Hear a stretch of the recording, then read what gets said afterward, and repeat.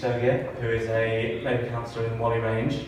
Then we have Graham Stringer, MP for Blackley and Broughton, and on the end we have Tom Slater, who's the Deputy Editor of Spiked Online. So we'll give you all 15 minutes to make your opening case on this topic. Without making political assumptions, we go from right to left. Starting with you, Angeliki. All right, okay. I thought you were going on the other one. Anyway, right, okay. So, good evening, everybody. Apart from being a Whalley Lane councillor, I have also campaigned for Remain, and I was a member of the list for the European elections back in 2014. So I have a bit of experience debating this issue before we even put the referendum on the agenda. So before I start, I would like to reflect back on the main arguments for Lexit during the European referendum campaign. What I understand is that Lexiteers voted to preserve the things that they value the most, that being a democratic political system and a social democratic society, fearing that the European Union authoritarian project of neoliberal integration is breeding ground for the far right. So in practice, my understanding is that this is not all about flag waving or foreign bashing.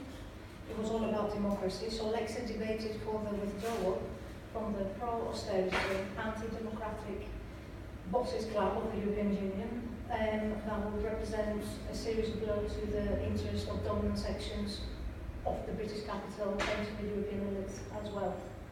Showing that I get that right, sorry. The problem, however, that we're facing 10 months away from the decision to leave the European Union is profound. And the question remained hanging on people's minds and has a direct impact on their livelihoods. What is the future and how can the left shape it? And I welcome your views on how we do that tonight. So let me answer the question. What does Brexit so far mean for the left? Very briefly, uncertainty, rising right-wing populism and entrenchment of Remainers versus Leavers, and I would argue decreasing power to affect change and potentially remain relevant. So let me start with uncertainty. Yes, we are still just about part of an undemocratic institution. We're part of the bureaucratic structure of the European Union. One, however, with rules and regulations and market with common rules for the game of trade for every country. But the question that I have is Lexit to where? So we've drawn the curtain and we're exiting. What are we leaving and what are we replacing it with? And what is the left to do about it? And more importantly, how will the new arrangement work in detail practice for residents me and Graham represent?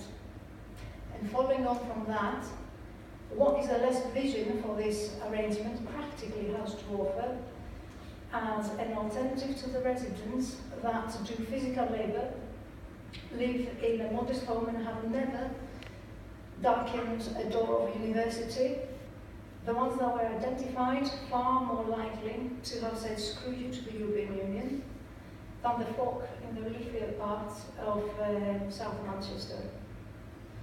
And in those, my opinion, are the questions that we have to answer. Those were the people that were protected by the European Union, so now we have to find an answer for them. More specifically, what we're replacing the single market with, we are going to be discussing a lot about the single market. What is the left vision, what is the left plan? How are the benefits going to advance the position for the workers and advance the future for our young people and for inequalities, for the environment? Common rules for the common market, I think, are essential. As socialists, we know the damage of unregulated free-for-all can do for the economy, to the environment, to the people, to the low-income workers across our key industries in Greater Manchester. And the rules that we already have might not be good, might need to be better, need strengthening, need safeguarding, but We have a say, and we can press through the structure to change them. Outside the EU, how do we do that for our workers in a global economy? You might think that this is not possible for the rights to be eroded, but I can tell you that if we are competing with China, USA, India, places that Theresa May has been to visit after Brexit, things are not so simple. We shouldn't be taking things for granted. My brother lives in China. He studied at the University of Salford, engineering. I would say that he's near the top of his profession. He has to do a 6-day week, and he gets 3 weeks leave. That includes sick leave. So if you think that rights are going to be better, I would say think again. My experience tells me that potentially we are competing with economies where the rights that we have safeguarded and that we fought for in the labour movement are at risk.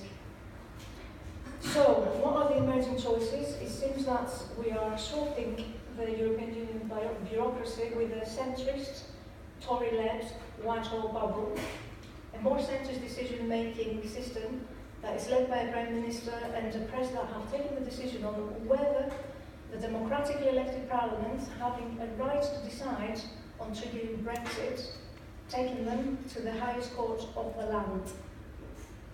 Disappointed with the outcome, that they were told by the courts that they have to listen to the voice of the democratic elected representatives like Graham, that you have voted for, that have voted for, that we work for, that have spent their time on the doorstep listening to your concerns and taking them to Westminster. Following that, who is the winner from this? Cast your minds back to the way that the judges were treated by the media, on how a ruling political class has reacted. So what does that tell us about the power of the press, the media, and the large institutions that elected wanted to vote against and whose interest they're after? Which brings me to my second point, what Brexit means for the left.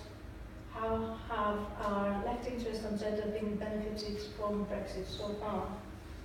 How can the left benefit from the shape and path to the new land, having overthrown the status quo from the rising right-wing populism and entrenchment and of the Remain and Leave voters? What do we gain from Brexit? Is the whole experience going to be bring people to the left, more people to the left? Has the left won?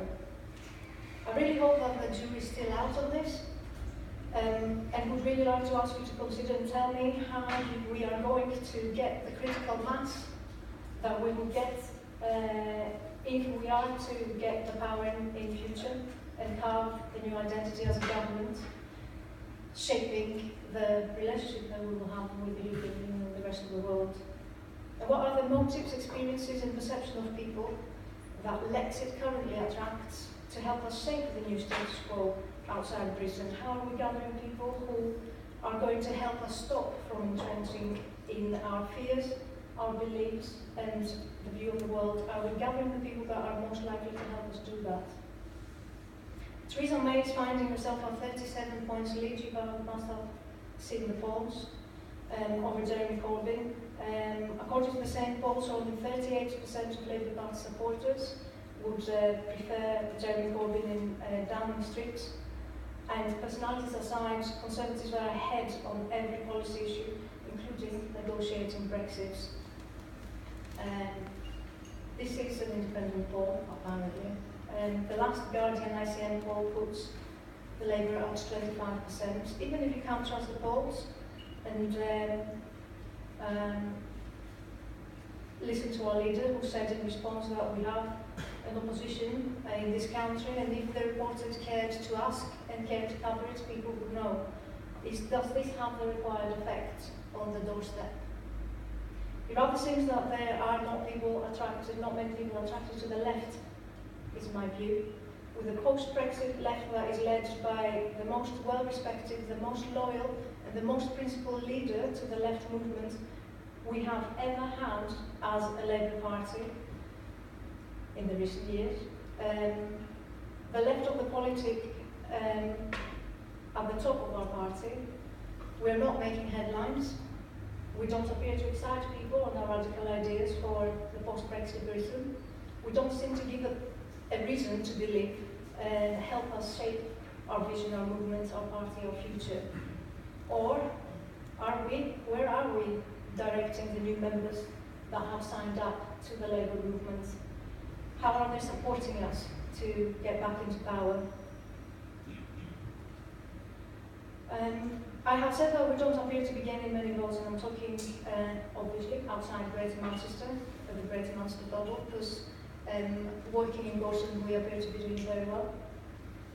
But we do have a test in the next year in the all-outs, and certainly I think that we're definitely going to win Gorton with quite a big margin. But we also see on the new social media that the big political winner of the UK referendum is populism in its various forms. Left populism stresses solidarity with other groups and peoples, whereas the right populism brings a thoroughly nationally exclusive, if not xenophobic, people to our party. How are we working with them? Our job, I think, as politicians, is to listen to and to incite the better half of ourselves and the better half of our politics, which is expressed by hopes, by aspirations, and by people that dream of a better future, that wants to benefit from all these opportunities. And generally, I would say, people who see the glass half full, not half empty. Believes with work, application of education, innovation, and the great northern resilient spirit, solidarity, we can make our cities rise from the brink of industrial decline, that find solutions, that dream up devolution, and are going to Westminster to bring power back to the northwest, to bring devolved powers and budgets here, and for us to have a fair chance and carve a future for Greater Manchester. And these are the people that I want to be leading in the negotiations. These are, I think, that people that we must naturally attract and appeal to and must engage and have in our party to move on to a more progressive, socialist future outside the European Union. Politicians in Manchester know very well that the basis of social progress comes not from disengagement, not from being xenophobic, comes from being wealthier, positive. There's no evidence anywhere that hard Brexit and any Brexit will make us any richer. Not financially richer, not more well off, not more socially well or more tolerant as a country. You've seen the xenophobic attacks after the 23rd of June in the tram in Manchester. And these are the ones that are going reported. Which brings me to the last point. To argue that the left has decreasing powers to affect change. Leicesters, agitated with the European Union, has set off to overthrow the current status quo, and they want to ameliorate the conditions for people that they represent, hoping that Brexit will lead to a more democratic institutions bringing power back to Britain, getting rid of the power of the large corporates, bringing more people to the left, and the new dawn of social democracy. Do you see any of this happening? What I see so far is unaccountable Westminster, unelected Theresa May throwing her weight around without a manifesto to take away the Labour Party, what the Labour Party and the Labour movement has been creating for years. Will there be anything left after the next 2 years? I see the press and large corporates in summary getting away and pushing Britain as a new tax haven and a nationalist rhetoric under a government that will not stand up to multinational firms engaging in a ruthless race to the bottom, increasing the prices all the time as they hop, skip and jump across borders in search for a less protected workforce. I see a government that will not give any resources to the north or the northern powerhouse, or back to the people and the towns, and a government that does not have any answer in anything that does not concern it, where they don't have any voters. However, for Sarri, they did find an answer to the health and social care, didn't they? Challenges over there. I see the left attracting people that are becoming more disengaged, more disenfranchised, and more let down without engaging them with the hard realities that we have to answer. And in summary, I think that we all need to stand together and discuss how we can best harness all of the qualities, all of the ideas of the progressive left in order to carve ourselves a positive, tolerant and prosperous future for Greater Manchester and for our country.